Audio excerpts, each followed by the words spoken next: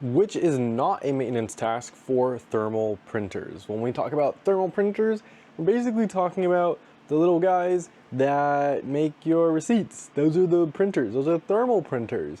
And it has to print it out on the really thin sheet of paper. It's a special sheet of paper. So which is not a maintenance task for that? Well, of course, eventually we're gonna have to replace the paper. So yes, this is a maintenance task for us. And then we have to clean the printhead.